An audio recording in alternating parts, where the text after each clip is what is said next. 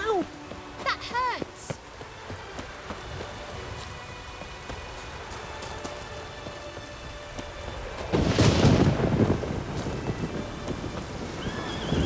Sounds of a fight. Have to hurry.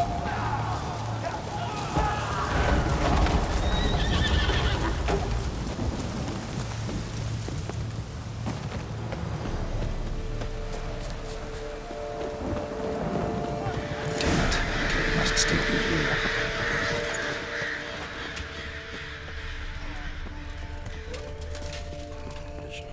Throat torn open by man-like jaws. Man-like. Except for long fangs. Busted ribs, blood from the ears. Took a solid hit. Massacred by a vampire. Not an Ekimara though, or a Fletter. Bruxa, gotta be. Killed with a single blow.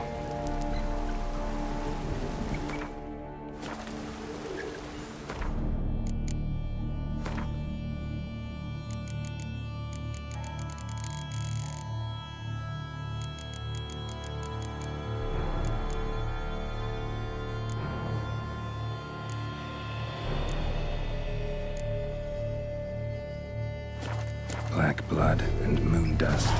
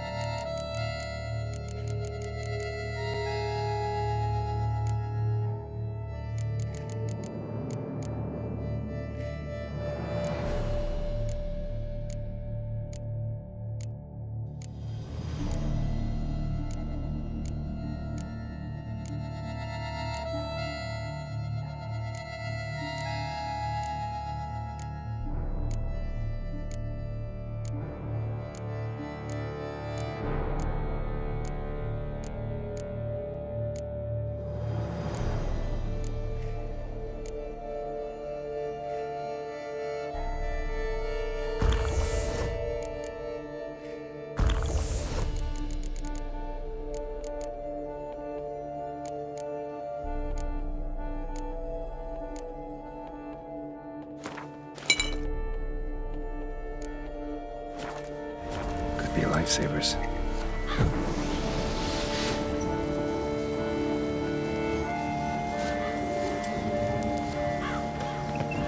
In the cellar, gotta be. Footprints. Small, bare feet lead deeper into the cellar.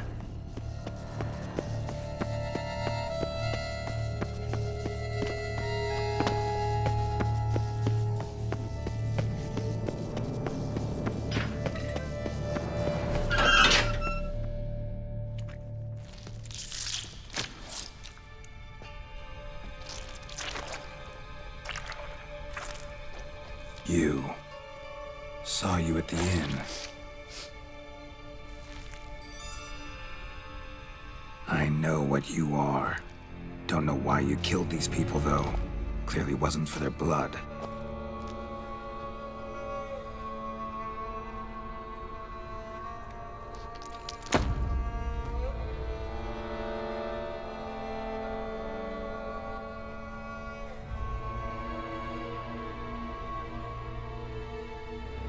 We don't have to fight.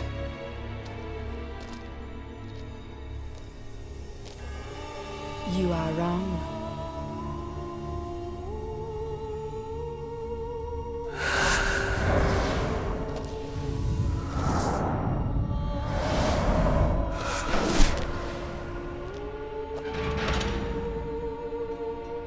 I cannot let you leave.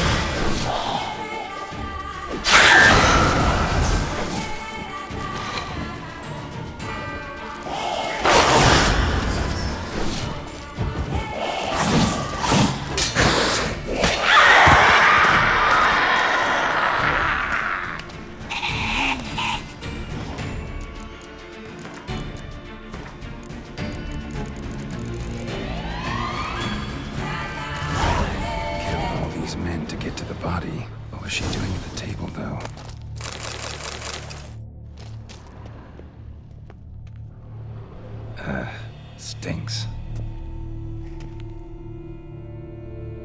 Waterlogged. Both hands amputated. Body was quartered just as I thought. Laid in water for some time. Head swollen, and something took a few bites out of it. Something in the throat. A pouch, bulging with coins. Nilfgaardian florins, from several different provinces. If the murderer did this, means we're dealing with a sentient thinking beast.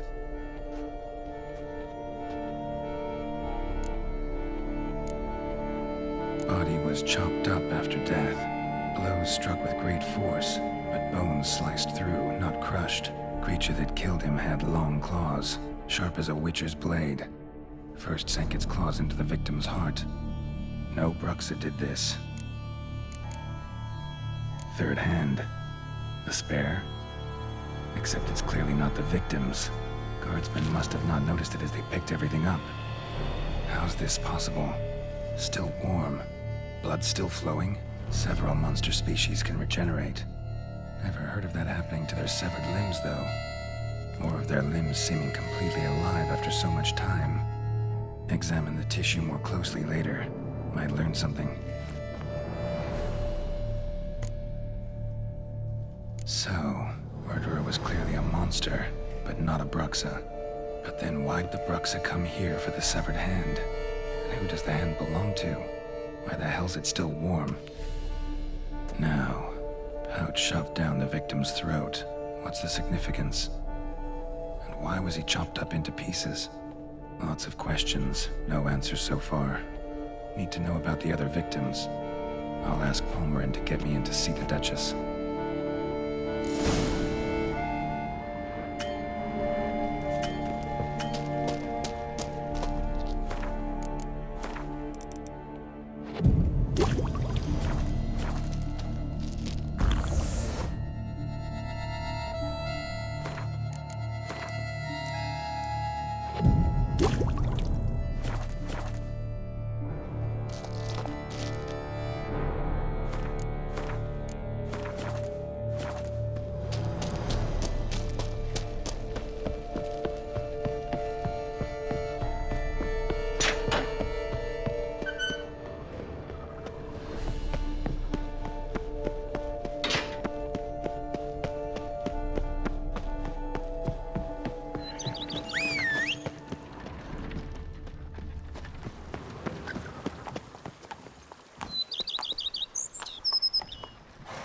Come on.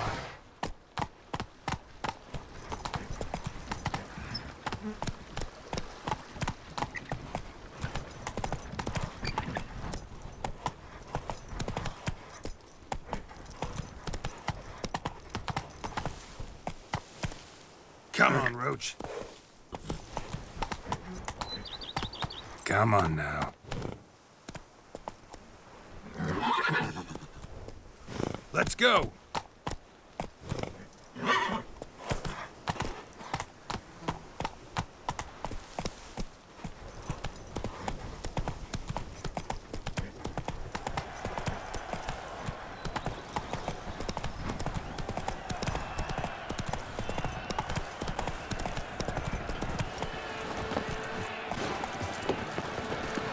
Truly, to send the witcher against the beast. Long live Duchessa. Giant belched forth the roar so horrid. Need to speak to the Duchess, urgently. All right, you scamps. Story's done. Go find your parents. But the Palmerin, what about the story of Rittik and the dragon? A tale's for another time. But take a good look at the man who stands before you now. This is Geralt of Rivia, the master witcher who lent his valiant hand to the defeat of the giant Goliath. Master Witcher, is it true virtue always trumps villainy? Not always. Could go either way. Sometimes virtue wins, sometimes villainy gets the upper hand. Still worth being good. But why? If it doesn't mean you'll win. Palmer story. Think back. A decent man attracts other good folk, makes friends he can count on. A rogue? Well, he can only count on other rogues. And who would you rather have for a friend? A man of virtue? I must agree. Now, that will do for questions. Go find your parents. Her Enlightened Highness has doubtless arrived at the tourney grounds to watch the battle in the arena. If we hurry, we'll be in time to speak with her before the spectacle begins. Lead the way.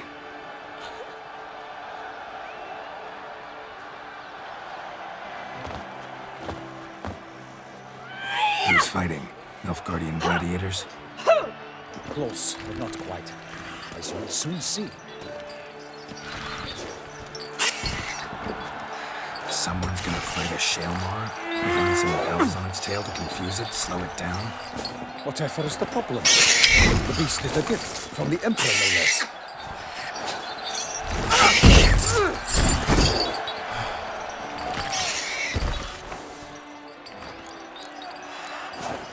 This is dangerous. Bells on its tail aren't enough. I saw a spectacle of the swords at the arena in Nuremberg. There, a knight defeated a Shaelmar with bells on its tail. Might have gotten lucky. Shaelmar might have been lame. Who knows? Only a Witcher has a real chance against a healthy Shaelmar. And that's not even every Witcher.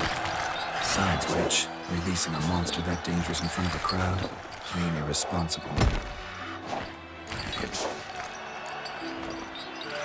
Who's going to fight the beast?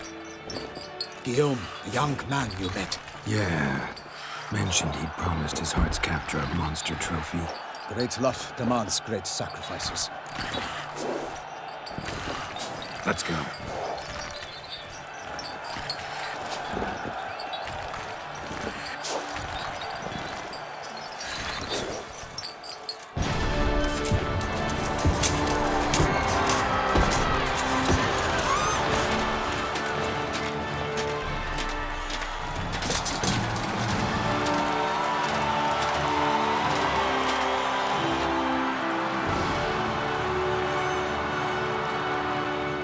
I dedicate my imminent victory to fair Lady Vivian.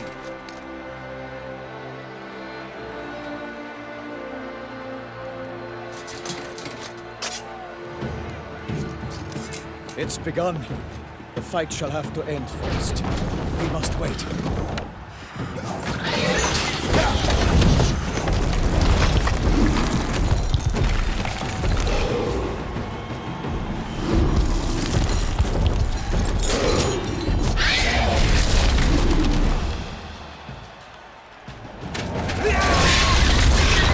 Got a bad feeling about this.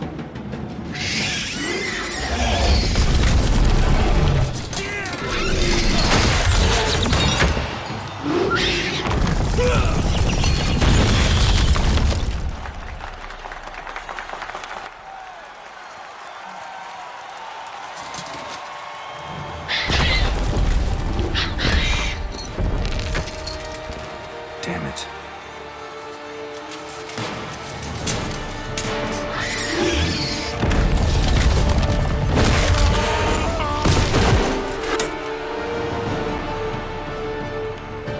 We have to help him.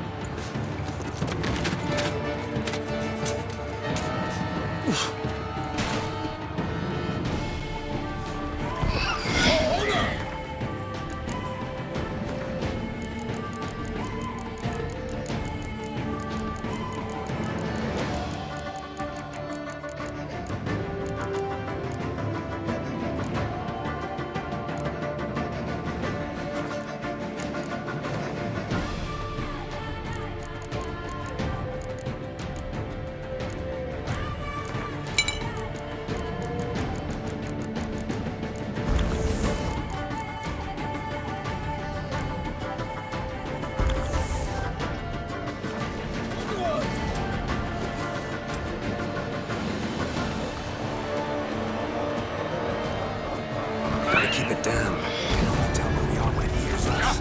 Alas, for Nightling, the beast heaved its foul birth, let loose a roar, and knocked it to earth. How can the Witcher, in one mighty bound, defy fight to the beast, its plans confound! Out, out breathe flames, and thus the witch's life was snuffed. All our hopes, alas, had turned to dust.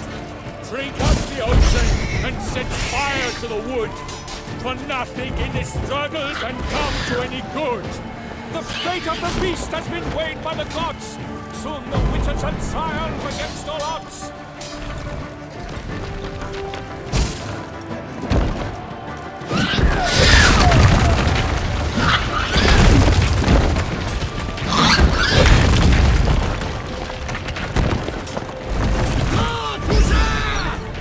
Like that silver.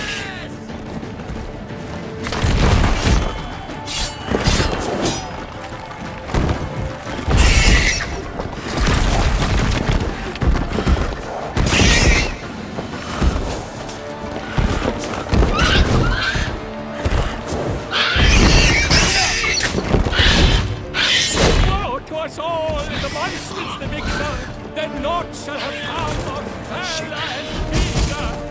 A hero struck deep by the shellmaster's thorn, so the witches shall perish in cavernous mourn.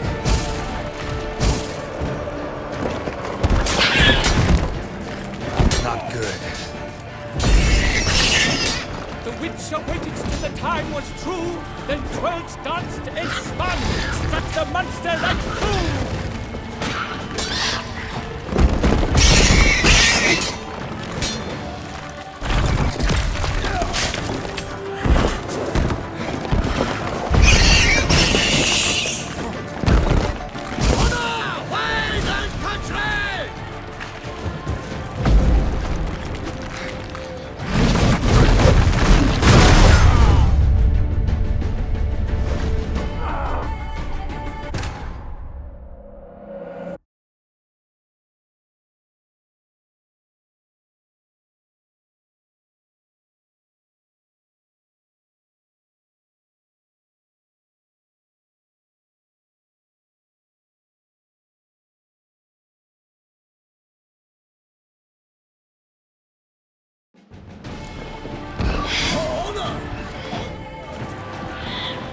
Gotta keep it down.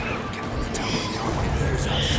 Alas, for Nightling, the beast heaved its foul girth, let loose a roar, and knocked him to earth. Then down came the Witcher in one mighty bound, to give fight to the beast, its plans confound.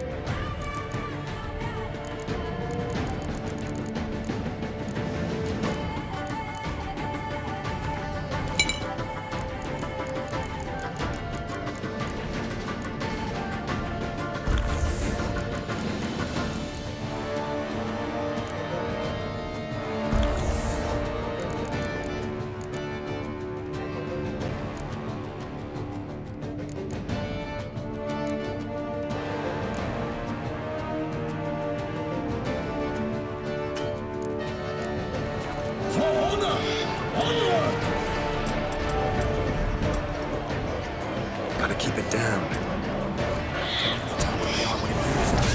Alas, for Nightling, the beast heaved its foul girth, let loose a roar, and knocked him to earth. And down came the Witcher in one mighty bound, to give fight to the beast, its plans confound.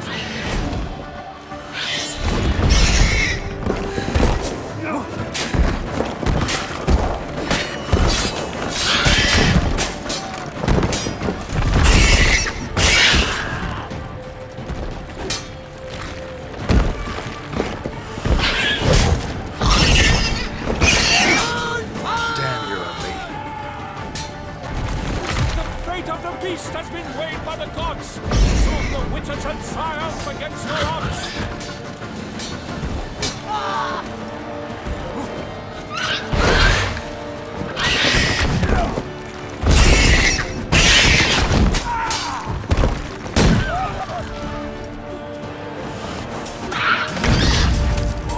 The Witcher waited till the time was true, then twirled, danced, and spun, struck the monster like a fool! For the Duchess!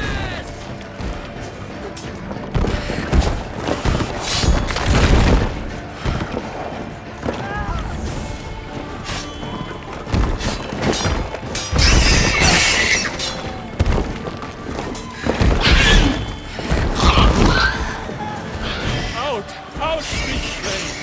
And thus the witch's life was snuffed. All our hopes, alas, had turned to dust. Honor, wine, and country!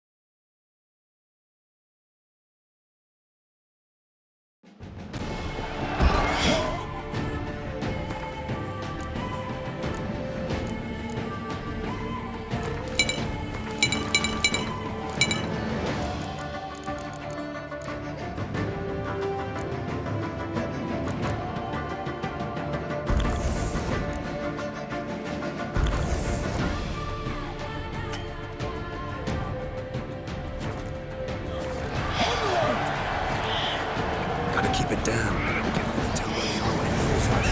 Alas, tonight, the beast heaved its foul girth, let loose a roar, and knocked into earth. And down came the Witcher in one mighty bound, to give fight to the beast, its plans confound.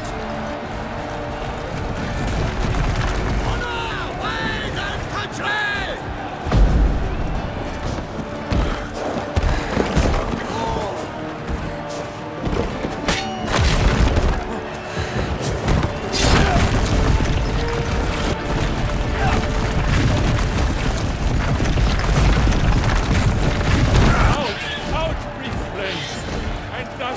His life was snuffed. All our hopes, alas, had turned to dust.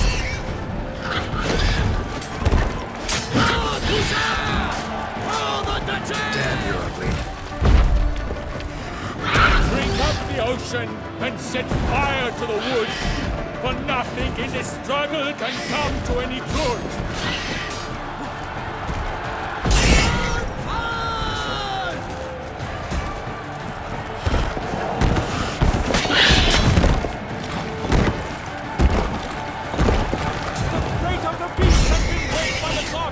Soon the Witcher shall triumph against all odds!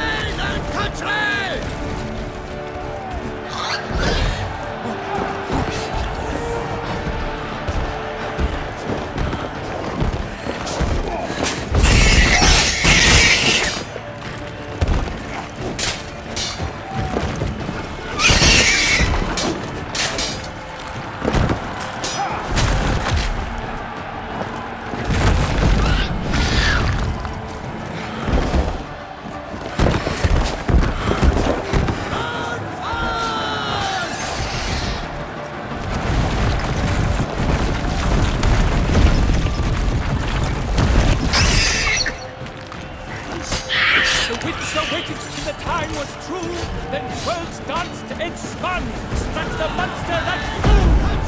Like a bow who leads after love's first spurt, so the witcher wooed the Shelma, then its foul heart hurt.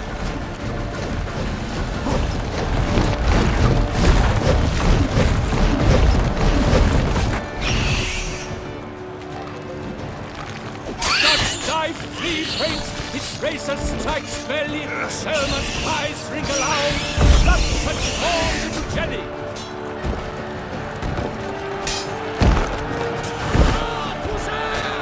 Follow the Duchess!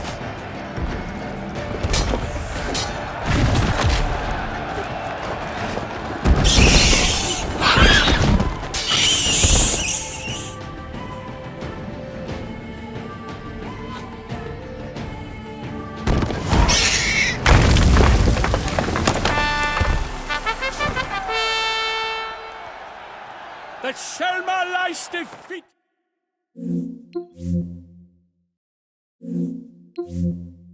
By Geralt of Rivia, master of the witchering trade. Behold, as the last gasps of life seep from the beast.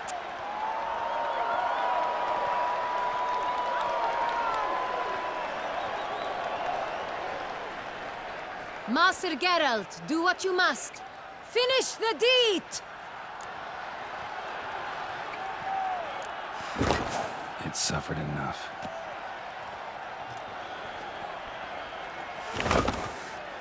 The monster lies slain! The fight is done! Praised be the victors!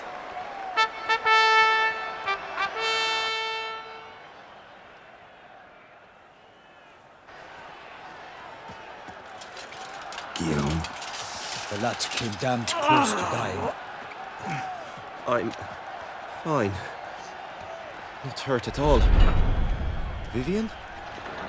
Smile as befits a hero and keep silent. Speech clearly pains you. She approaches.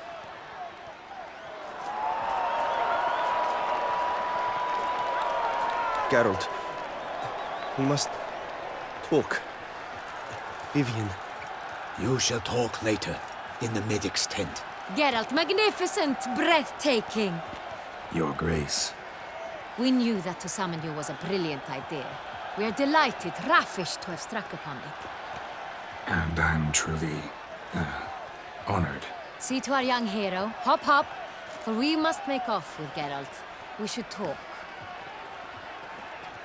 We had been long awaiting your arrival. Had nearly lost hope. Then suddenly, that entrance, so spectacular.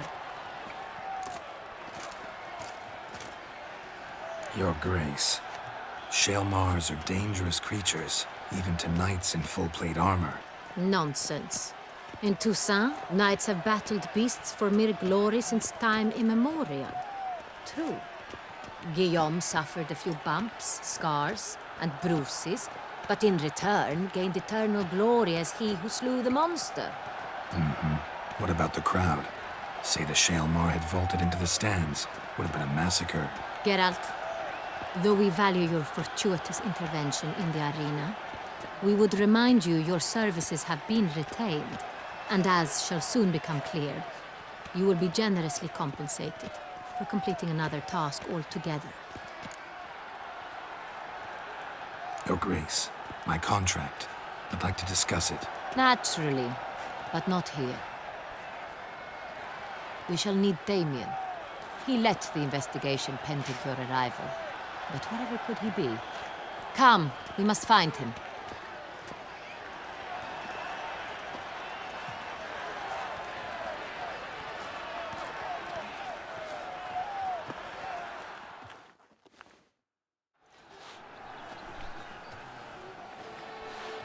Tell us, have you come alone? Or did Viscount Julian accompany you? Wish to see Dandelion, Your Grace? Yes. I mean, no. Yes. But solely to tell him we regret. Yes, deeply regret rescinding the death sentence we so justly handed down upon him. If we could turn back time, we would make certain he sat in a tower till he rotted. No, we would ensure he was broken on the wheel, then drawn, hanged, and quartered.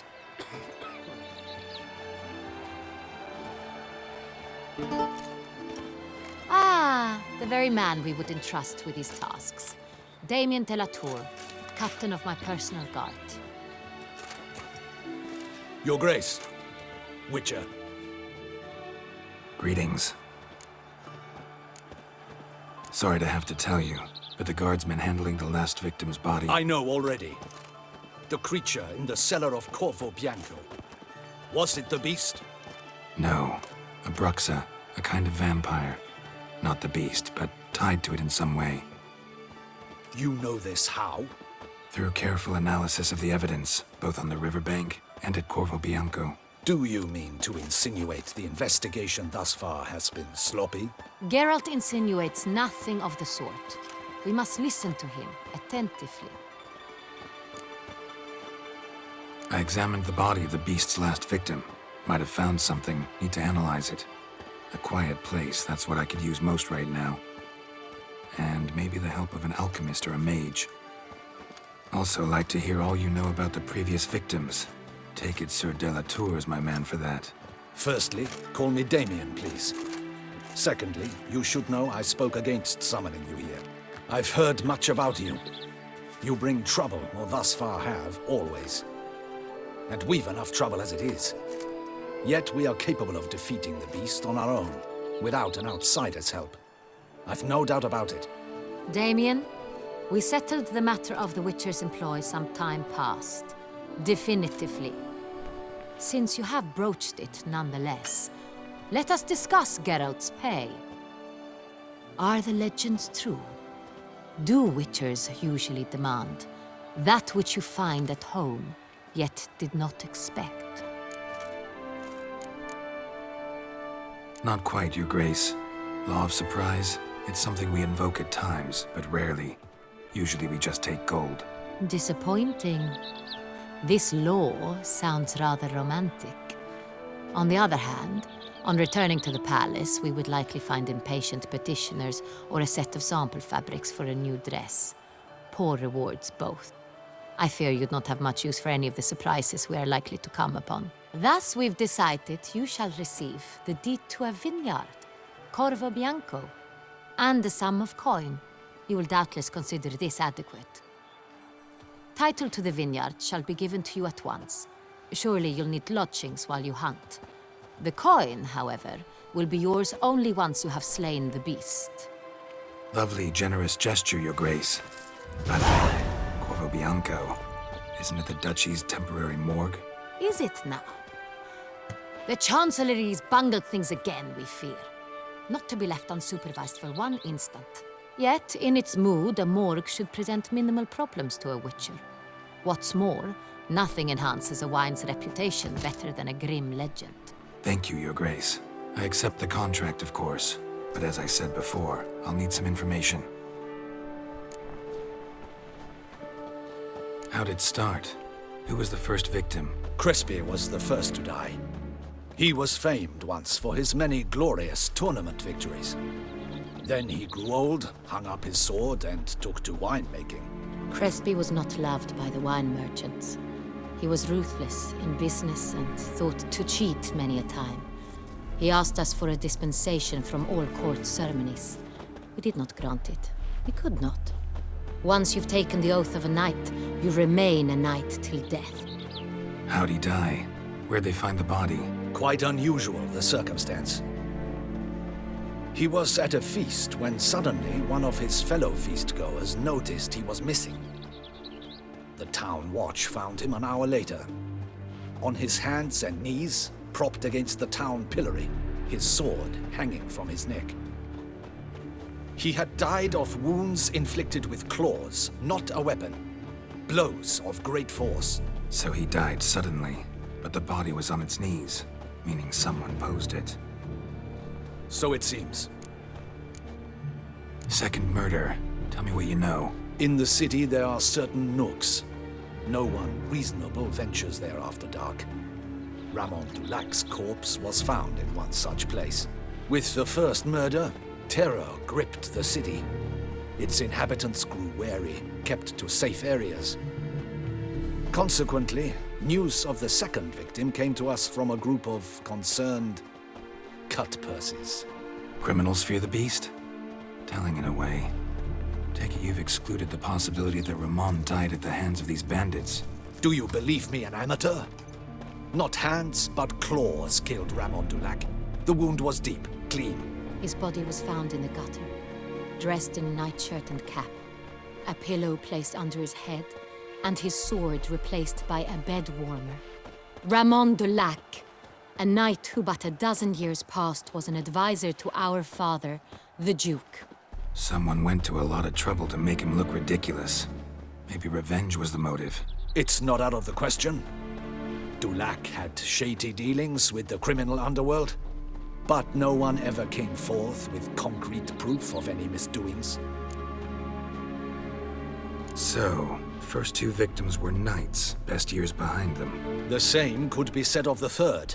Sir Delacroix was wont to claim that in modern times, knights face new challenges, enterprise being the latest addition to the chivalric virtues. He made a veritable fortune in the grain trade. Palmerin even nicknamed him Sir de la Stinch. Found a coin pouch on his body. Contained florins dating from various times, hailing from different provinces of the Empire. Delacroix loved coin, true, but had no patience for numismatics. Lots of similarities between the victims. All the bodies were found in strange places under extraordinary circumstances. Seems the murderer, whoever or whatever it is, has some meaning to convey. These were honorable men. We are horrified by the disdain, the disrespect with which they were treated. These were knights of Toussaint. Blast it. Might be the point. From what you say, none was a model of virtue. Ever considered that's what the beast's trying to draw attention to? All the murdered men were knights who swore fealty to the 5 chivalric virtues. And even if Knights of Toussaint swear fealty to what virtues exactly? honor, wisdom, generosity, valor, and compassion.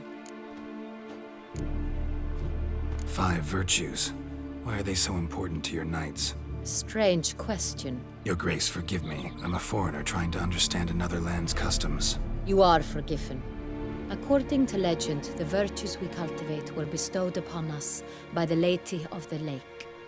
How we truly came to espouse them, none remember.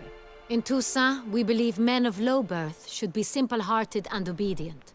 We expect much more, however, of our knights. They are to be soldiers and courtiers, lords and servants. Thus, the need for clear moral guidelines. At the time of his dubbing, a knight vows to demonstrate throughout his life honor, wisdom, generosity, valor, and compassion. Beast seems to be pointing up moral decay, denouncing it. Victims were all humiliated. Might have been murdered to emphasize their lack of specific chivalric virtues. Honor compromised by the pillory. Wisdom by ridicule. Generosity by a coin pouch shoved down a throat. It seems to fit, true, though not perfectly. Can't discount the theory if it's on the lips of everyone in town. Say our reasoning's right. Next murder will be just as showy and denounce the victim's lack of the 4th virtue, valor. We can also assume that victim will be an elder knight. Let's think. At the moment, all the knights are either at the tourney grounds or in the palace gardens. Our annual hare hunt shall begin there shortly. Have you heard of the custom? Milton mentioned something. Seemed excited to prance around in a bunny costume. Not sure why. Hang on. Strange circumstances. A knight advanced in years. The famed cowardice of rabbits. Could it be that simple? Is Milton de Peyrac-Peyren the next victim? Milton also knew Delacroix. Told me so down by the river. Damien! To miss something so obvious. De Peyrac-Peyren, Crespi, Delacroix, and Delac formed a knightly team. It was years ago, but...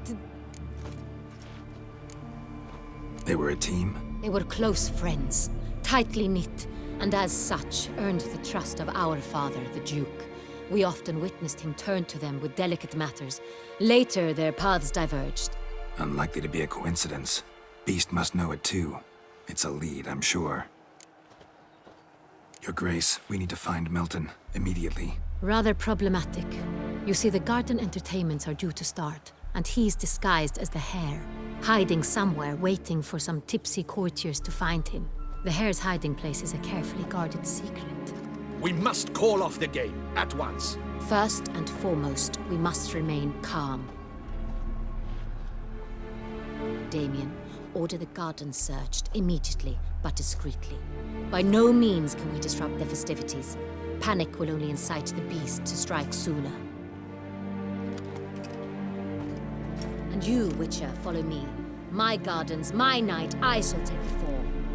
A murder is out of the question. I will not allow it. Not near my palace. Horses? Ready our horses!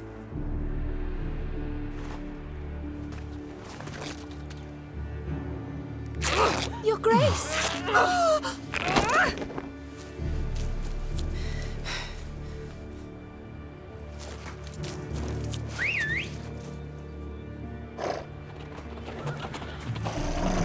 What the hell? Why, I should... Your Highness, Mind it doesn't get wrinkled. Onward!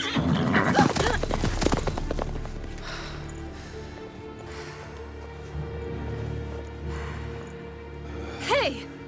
That is silk! Be careful! Give it to me!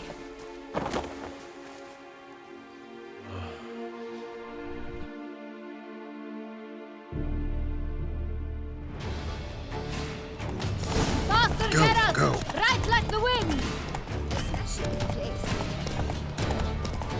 Your Grace seems right at home in the saddle. Long may she live! This way! Through town! Try not to lose your way! Sharp right! Take care! God!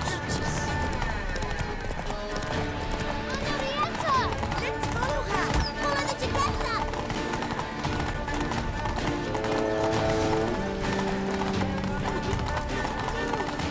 It's her! It's her! Clear a path! Clear the way, I said! Some road? If this part of the game... Where are your mess? They say a great deal about It's here! Just round the corner! Hurry! We must go to where the game is being held. The participants must find a unicorn's horn, a golden fish, and a phoenix egg. With these in hand, they can deduce where the hare, Milton, hides. Mean we need to find those things too. We've no other option. But time is of the essence, so we shall have to break the rules.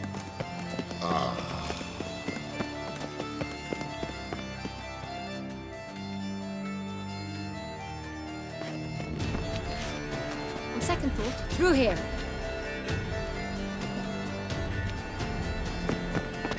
I shall show you where the hunt plays out. Then we will split up. You will get hold of the unicorn horn and the golden fish, while I nab the phoenix egg. That will be quickest. The unicorn. How do I catch it? It's terribly skittish, true, but I'm sure you will find a way to earn its trust. It runs around over there, look. Golden fish. Do I need a rod or a net? Please, Geralt. It's not a real fish. Look there, towards the water. See the lights? The hunters are trying to hook the fish from boats. You must simply dive in and find it. The golden fish and the horn both contain things or clues that will help us find Milton. Once you have fish and horn, find me among the other phoenix egg hunters. All clear? Then let's get to it.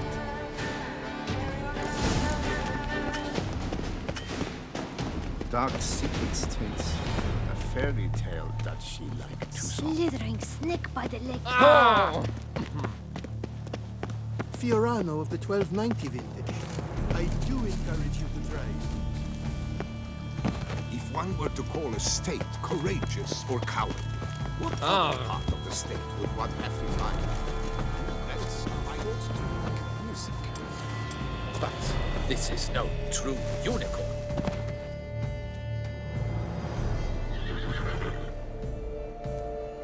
Perhaps an apple will work. Or some sweets. We would not be in this predicament, dear sister, were you still a virgin. Do you really wish to have this conversation again? Here and now? Hush, or you'll spook the beast. We shall try the sweets. Hey folks, gonna have to ruin your fun. Sorry. Who's that?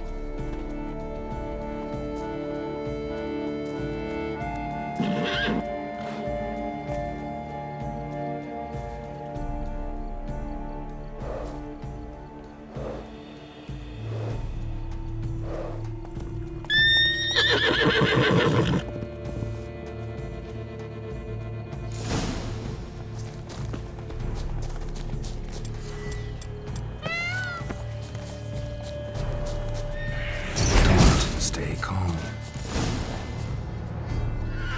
Shh. Easy now.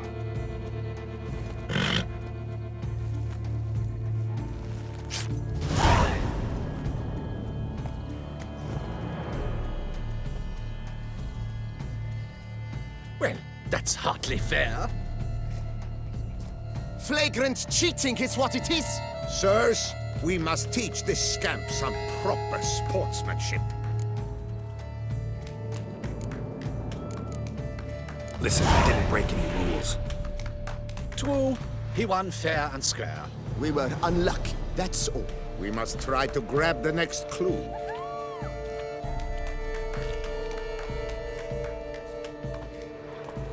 Gardens are huge. You're better off on horseback. Unworthy. Entirely inappropriate behavior. A complete collapse of social...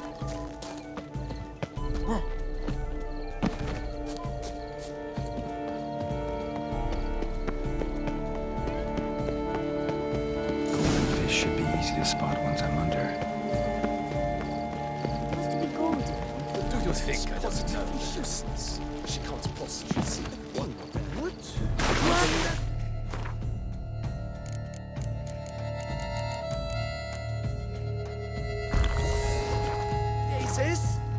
Did someone just dive in the water?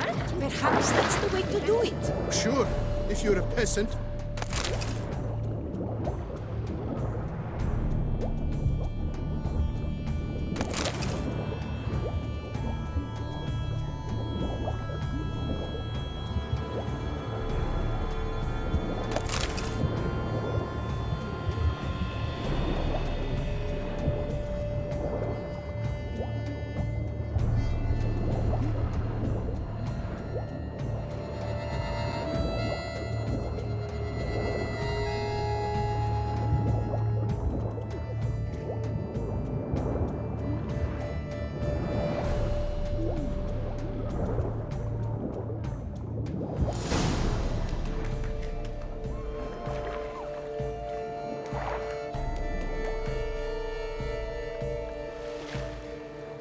Hey, wait.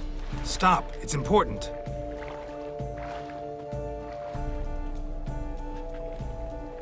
King Cormorant, sire, accept this offering we bring.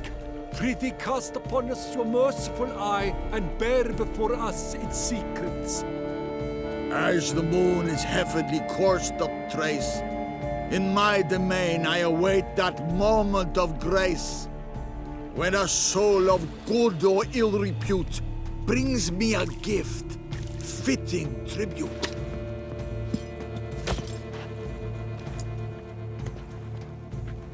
A key. Why? One stretch! This ruins the game! Disgraceful.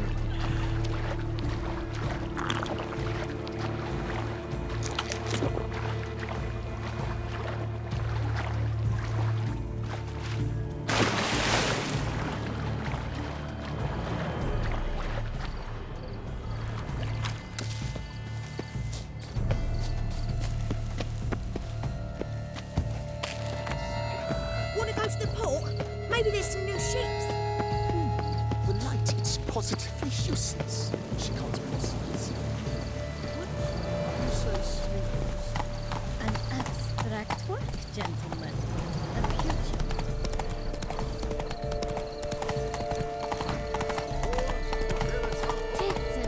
What's new, mon ami?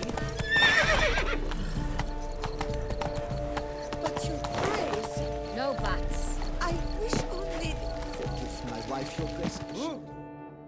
If you please, Your Grace. We do not please. We act out of the highest necessity. Or shall be explained later. But it's against the rules. I am the rules.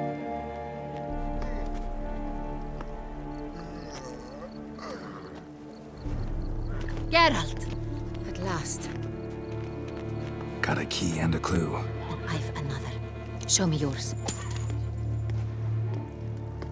Who wrote this drivel? I begin like a groan, hollowed out with ease, then end like a mouse with a head of hard cheese.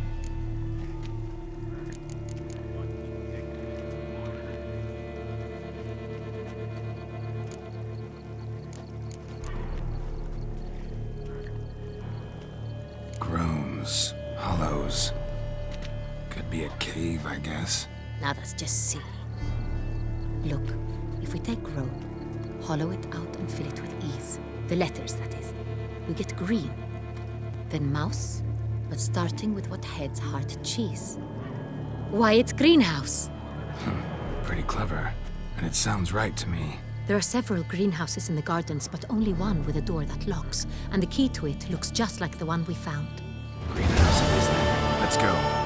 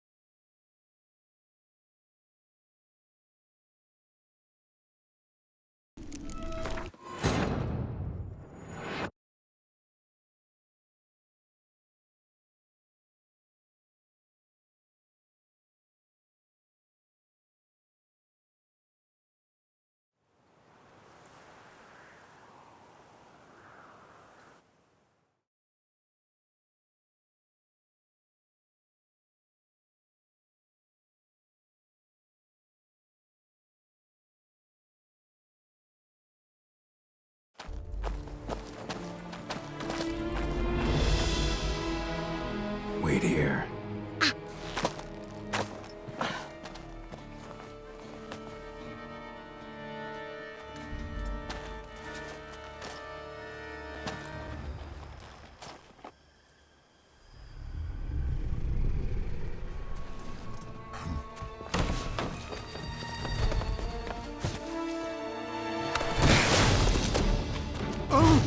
What the butch?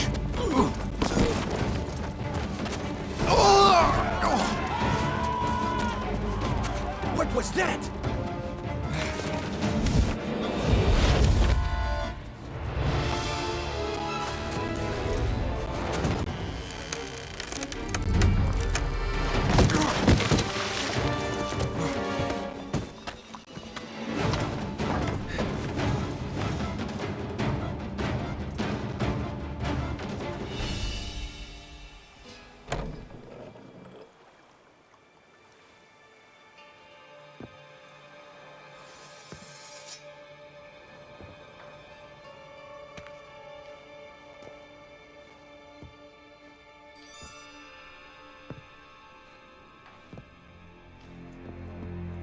I'm here.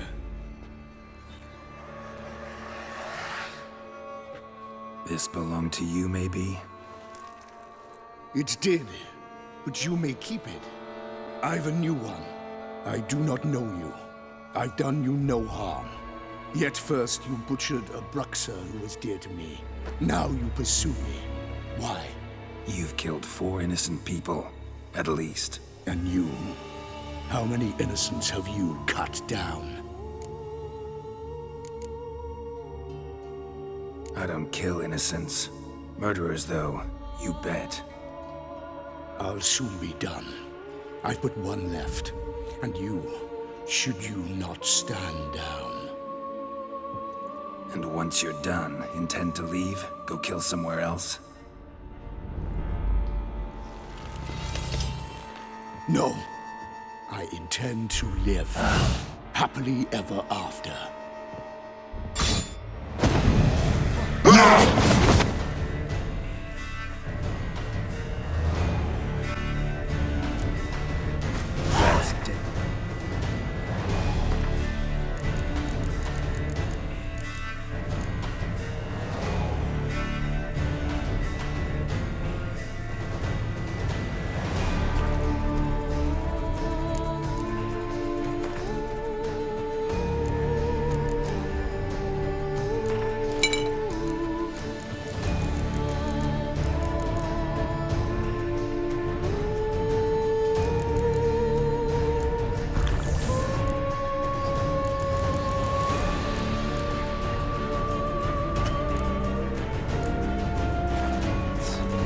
Let you kill it.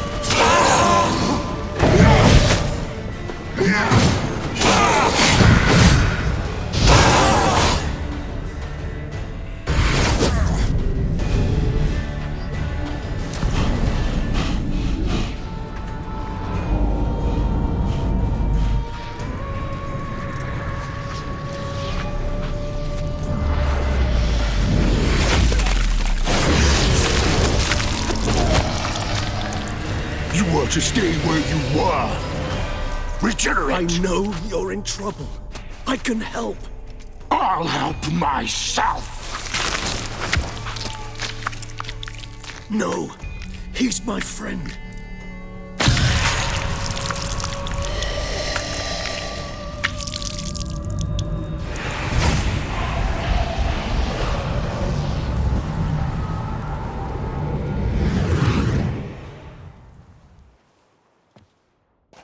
Yes, Geralt, it's me. Regis? You all right? All is well. All's in order. Wounds such as these heal on vampires in moments. But we've not seen one another in ages, my friend. At least in human terms, that is. How's this even possible? Last I saw you... I was a bubbling, shapeless smear, having been rather spectacularly melted into a column of a certain castle. In somewhat better shape now, as you can see. Hardly peak form, mind you, but were I human, folk would think me a demigod, I dare say. I'm sorry. What happened, it was my fault. Never got a chance to apologize. No need, Geralt. Bygones. I did not have to join you on that expedition. No one twisted my arm. Miraculous regeneration. How do you manage it? I had help. From the one you hunt. Him? How? And what have you been doing all these years? Not the time nor place for such stories. I suspect we'll get a chance to speak at ease and at length later. Now, however, we must deal with the reason that brought us both here.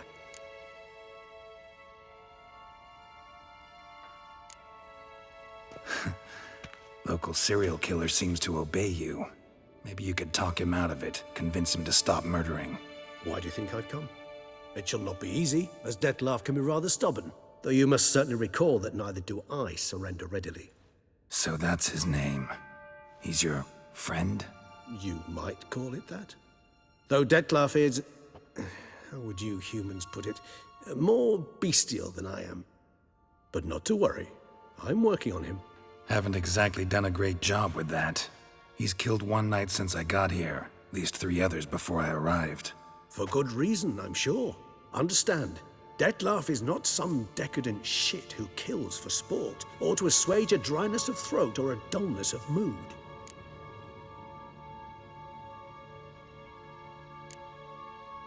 Seem pretty damn sure of that. I am, because I know him very well.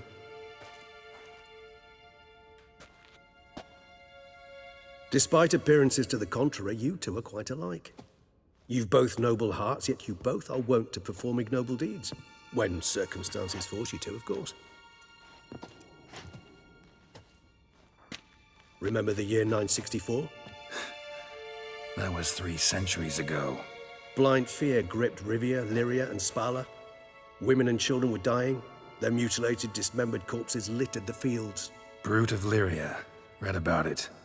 Chewed up almost 200, then fell to a common poacher supposedly armed with a dagger blessed by some prophet.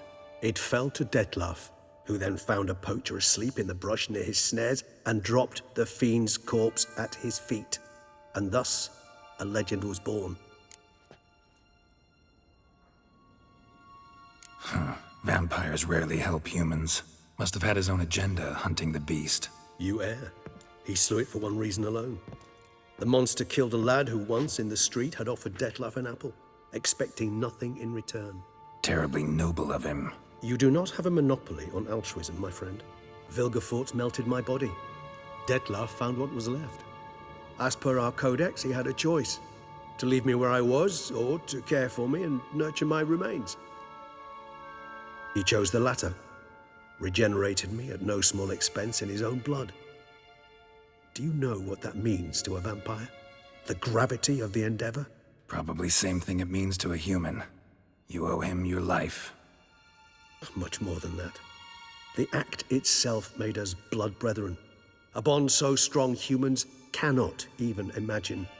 Which is why I know something ill is afoot. Always had an overdeveloped sense of empathy. Each vampire has a unique talent. One they hone over centuries. It's precisely what renders us so difficult to classify. Detlef's trump card is his herd instinct, his tribal propensity. In point of fact, he prefers the company of lesser vampires and shuns that of humans. If he walks among you, killing egregiously, it can only mean something's upset him, immensely. Anything specific? Some set of things that'd be likely to set him off? How should I say this? Detlef doesn't understand men, their world, its rules, its conventions. He's naive in a sense. He doesn't comprehend your games, knows not what it means to lie, deceive. Suggesting he's maladjusted, and venting his rage. I'm suggesting maladjustment can at times breed conflict. But is it the case this time? I cannot say, but intend to find out. Gotta find him, before something upsets him even more, and all Beauclair is awash with blood. Well, we share a cause then, just like the old days. Not entirely. I mean, when I find him, you know. I know you've a contract on his head. Yet your true task is to stop the beast killing, not necessarily to kill the beast, am I right? All in all, sure. Let us find him. By the time we do, I hope I'll have convinced you Detlef is no monster. Fine, all right already. But for now, evidence is stacking up against him. Hear that? The posse. Knights must have tracked me here. I prefer they not find me here. I've makeshift quarters at Mère Lachaise Long Cemetery. We'll meet there. See you.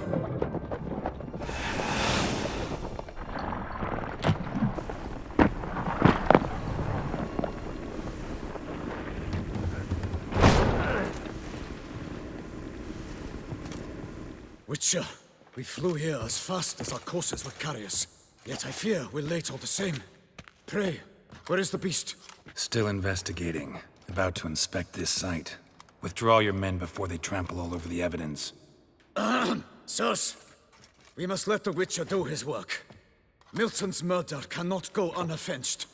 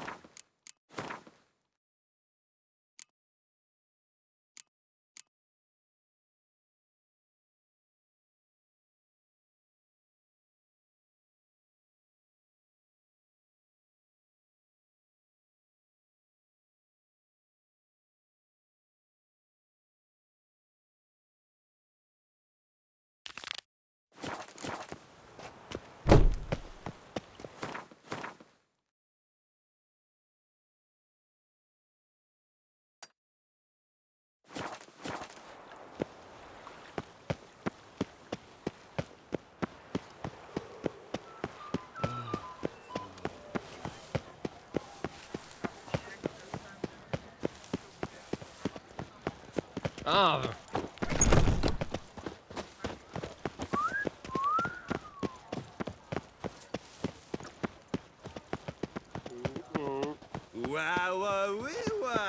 A witcher. A fruitful hunt to you. All is in order.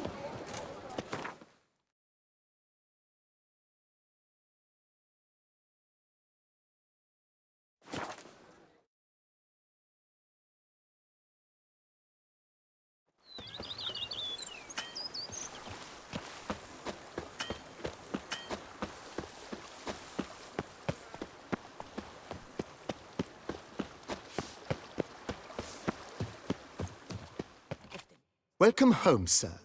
I am Barnabas Basil Faulty. By order of the Duchess, I shall serve you as Major Domo of Corvo Bianco. I previously served with distinction at the Nibli family manor and in Nazaire with Admiral Rompali, who, as you are certain to know, is an extraordinary, demanding gentleman. Whoa, Barnabas Basil. One thing you ought to know. I'm not your typical landed gentleman. Truth be told, this is the first real property I've ever owned. Oh, in that case, you must leave it all to me.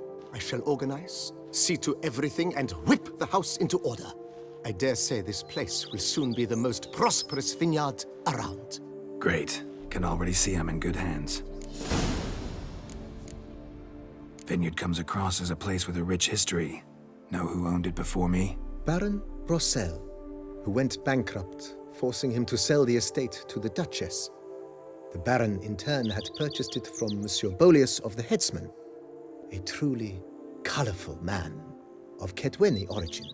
He was actually a headsman? No, not him, but his great-great-great-great-grandfather. Indeed. Apparently, he was a common cutpurse who somehow secured for himself the post of ducal headsman in Beauclair.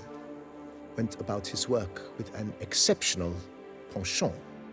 They say he chopped off more heads than there are grapevines in the ducal vineyards.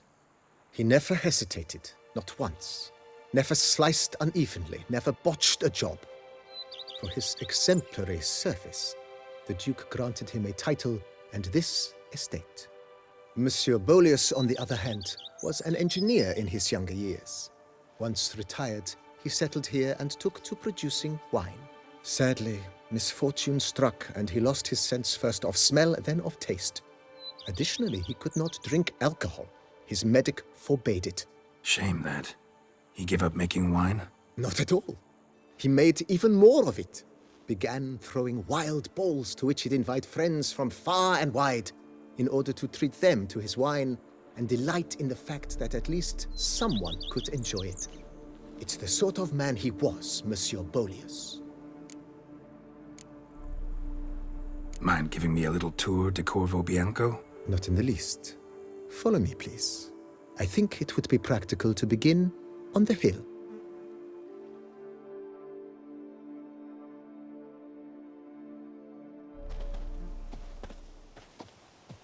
Behold, sir, your estate in all its splendor. Pretty vast. Indeed. And now, sir, allow me to show you a handful of interesting details. Follow me, please. Been a major domo all your life? Yes, I come from a long line of major domos.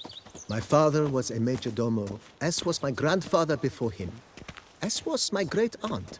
In fact, she was the one to start the tradition. Great-aunt? A hard woman. It is said that already as a child, she knew where she was going and went there. When she arrived in Beauclair, she signed on as a chambermaid at one of the vineyards, then slowly worked her way up to major domo. She dragged the rest of the family up the same path. If my lips don't stink of wine, my wife won't know their mind. The servants' quarters. I occupy the green home. With the Duchess's permission, I have hired a full staff. Their salaries to be paid from the ducal treasure. Nice of her. Not the most sightly part of the estate, I admit. But I think it's worthwhile for you as master of the domain to know where the help stays.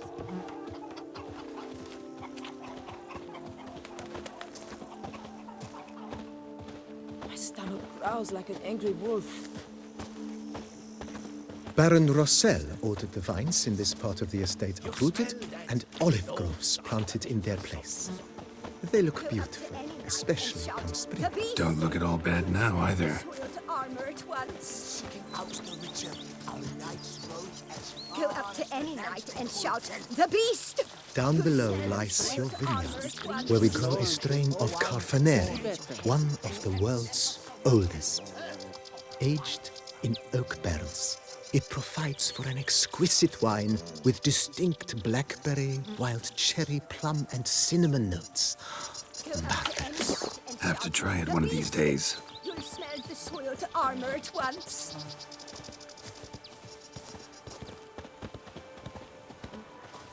Nice well. Picturesque. Yes, though it ran dry long ago.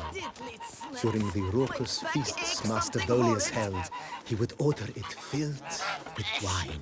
There's a tale about a guest attending a Bolius ball for the first time and thus unaware of the custom. He had suffered great heartbreak and had decided to end his life by jumping into the well. The festivities were coming to a close, and the well was nearly empty when the suicidal guest finally jumped. Instead of killing himself, he merely broke his legs. To numb the pain, he drank the wine. Drank himself to death? Not at all. When found the next day, he had concluded he'd witnessed twin miracles. The water had been changed into wine, and he had survived. He retired to a monastery in the Dragon Mountains and began preaching the wisdoms of Lebioda.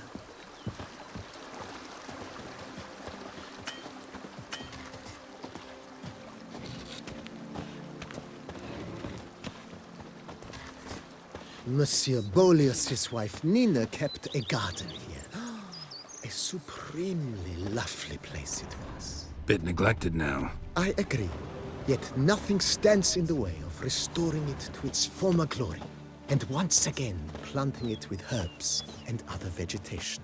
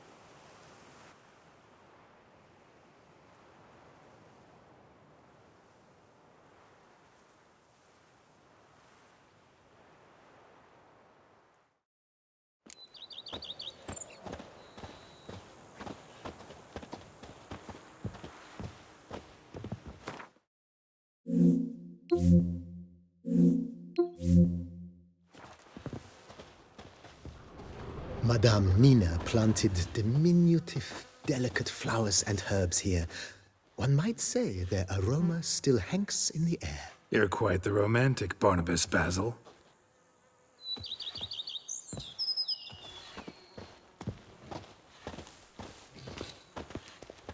A man who dare not down some red is a man whose wives like to thump his head.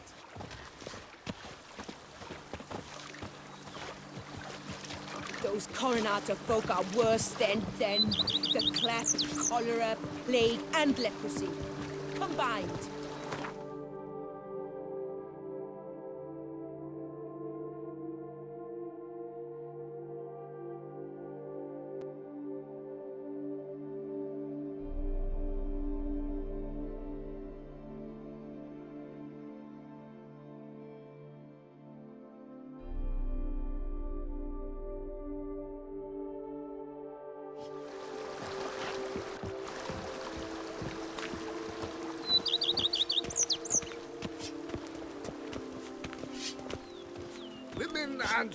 This served as an additional wine cellar in years of plentiful harvests. Bit of work, and it'll make a fine stable for Roach. Those are the vapors of Tucson. Darn steadily, my Camilec The cellars, voila. During Monsieur Bolis's time, wine was kept here, but Baron Rossel used it to store olive oil as well. I took the liberty of cleaning up the mess, which I made while fighting the Bruxa.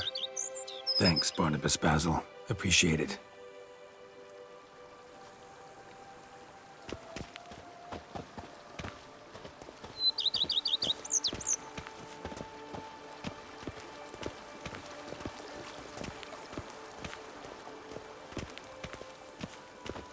As you can see, the facade is, how to put it, slightly stained. But one cannot deny it, a certain subtle southern charm. True, though it could use a bit of subtle paint.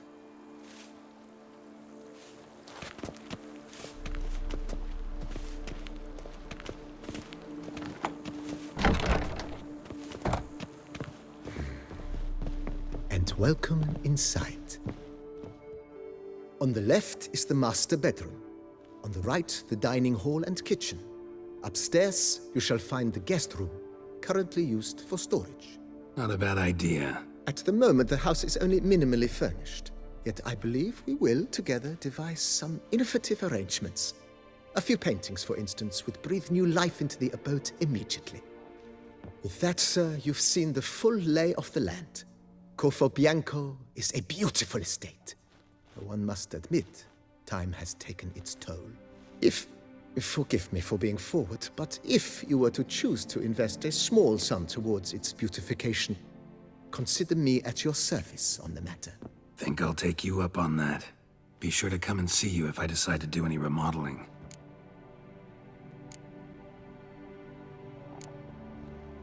Mentioned the place could stand to be spruced up.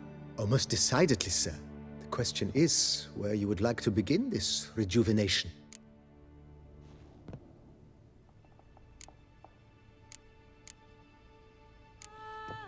Been thinking about the outer walls. Maybe a fresh coat of paint or some patching. If I might dare to make a suggestion, why not start with a general renovation? I once oversaw such work at Admiral Rompelli's summer residence. The effects were simply breathtaking. Not only did the residence positively sparkle afterwards, but we also made room to display the Admiral's armor and weapons, of which he was a passionate collector. It's in your hands then. Make the place shine. I shall get to work immediately. Within a day's passing, I shall have sent for the crew which rebuffed the Admiral's residence. They are the finest specialists around. Highly skilled at what they do, it shall not take them too long, I wager. 2 days after they begin, your eyes will behold your residence in its refurbished, rejuvenated, beautified state. Is there anything else you require, sir? Got these spacious grounds. But maybe it's time to make them more useful. Oh, yes. We certainly should. The way I see things, given your trade, sir, you would be wise to put in a grindstone and an armorer's table. A good way to start things off, don't you think?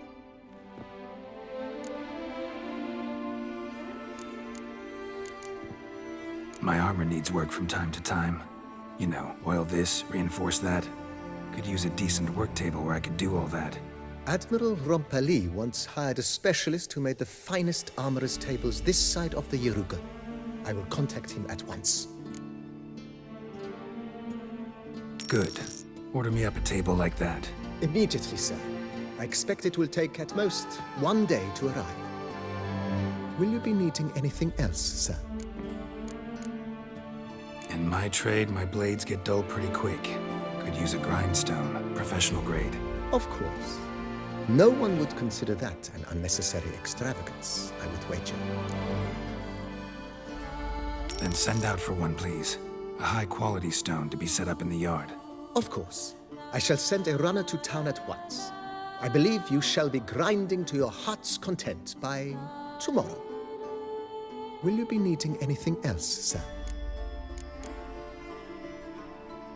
Know what? Changed my mind. Not in the mood to talk about redecoration today. But I wanted to ask you something else. I shall be glad to answer your every question, sir. Thanks. Gotta get back to my business now. See you soon.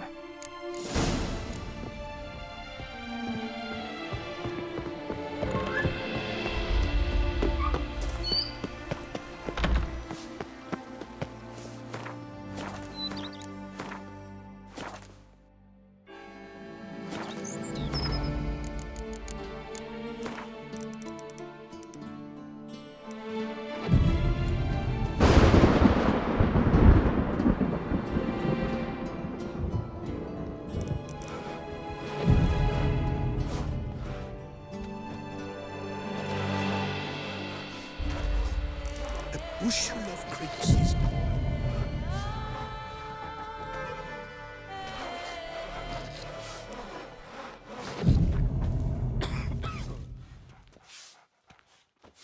Who would have thought? Knights trading in wine while some witcher guards the common folk. Ah!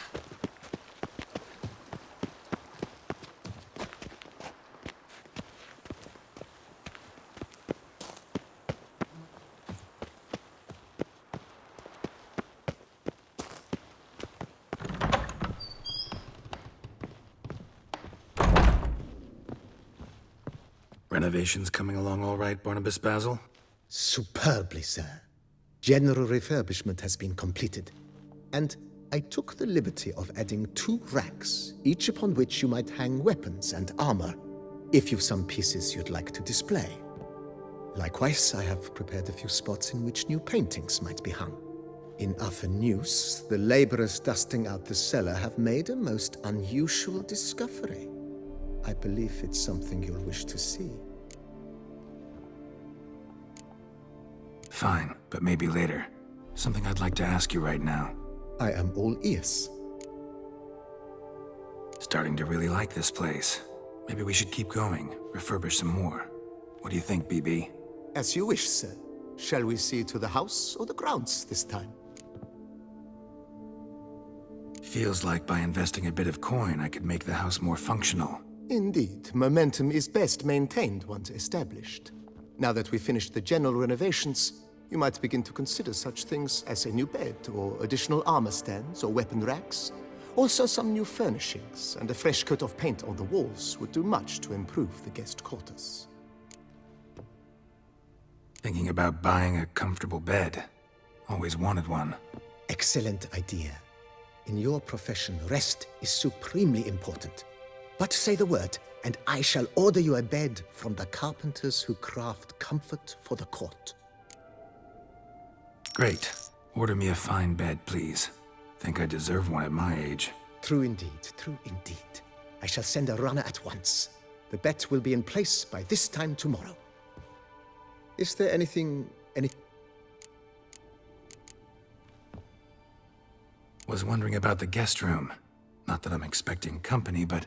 Oh, but that is immaterial. All self-respecting homes should boast a comfortable guest room. What if someone were to drop by unannounced? Yeah, sooner we start on that, the better. I can tell a man of action immediately. I'll see to it myself. The room shall be ready in 2 days, in my opinion. Is there anything... Could use another weapon rack. Got some interesting pieces. I know. Of course. Is there anything...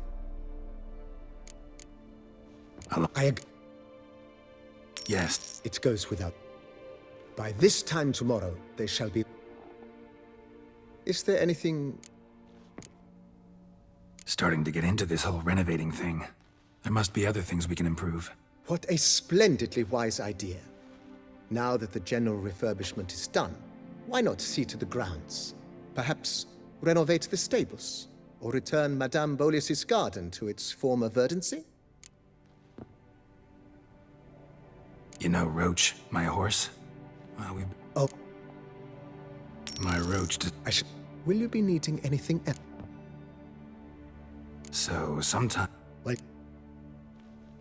Good idea, Barnabas Basil. The idea is...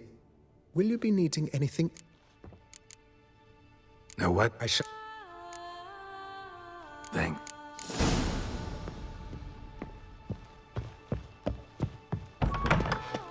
I've a daughter, you know. She's fit to wed.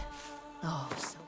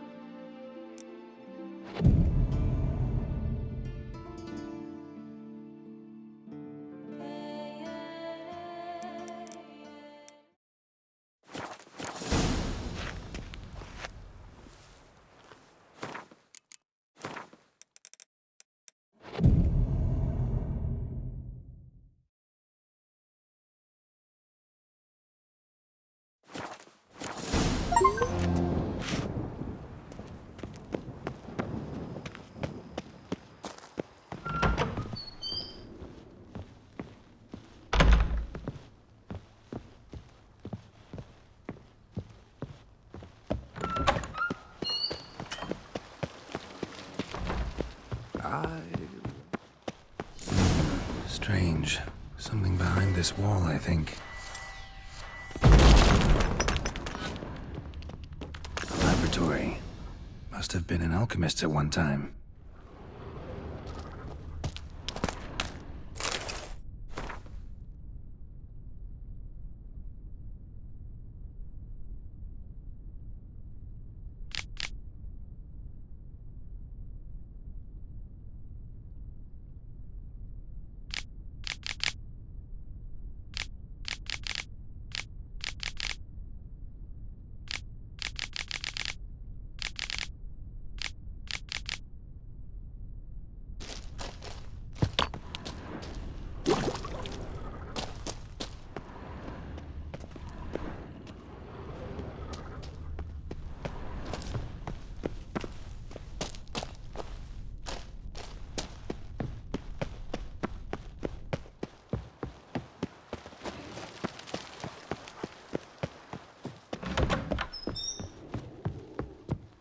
Renovations coming along all right? I am delighted to inform you we have completed our labors.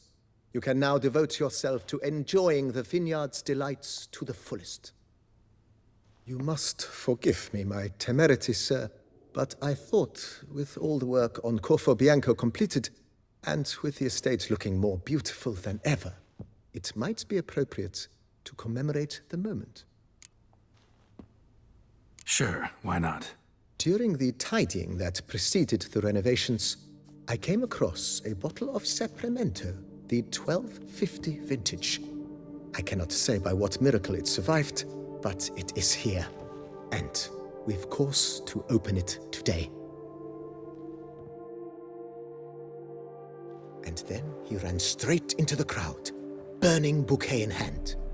All thought it a part of the performance, so they only laughed, even when the decor began to catch fire. It was not until the flames engulfed Baron Mahevkin's beard that folk began to realize something was amiss and went to put out the fires. Sounds like Monsieur Bolius and Madame Nina threw some first-rate balls here. It was so. In this regard, Baron Rossel was decidedly more reserved. So tell me, Barnabas Basil, what's the wine situation like here? Am I gonna produce any this year? This year is out, I fear, sir. Last autumn, a fungus destroyed all the vines. Baron Rossel had new ones planted, but it will be some time before they start bearing fruit. Assuming, that is, the fungus does not reappear. That'd be bad. This Sacramento got me dreaming. It's amazing. Isn't it, though? Allow me to top you off, sir. There. Thanks.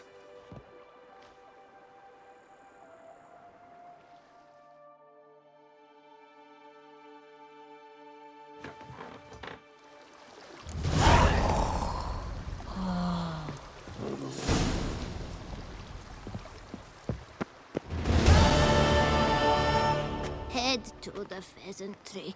They'll put some...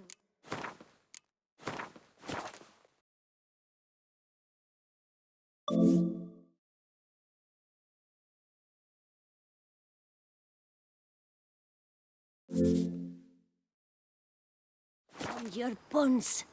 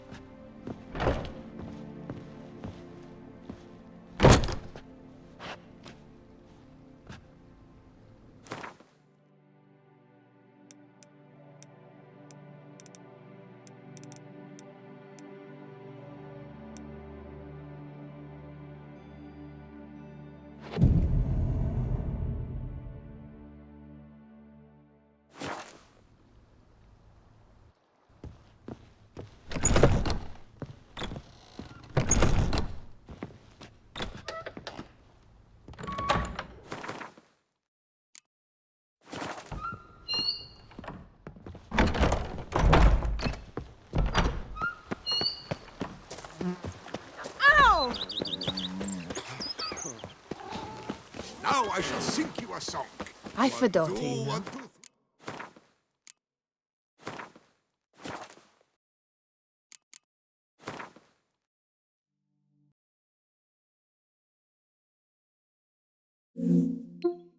2.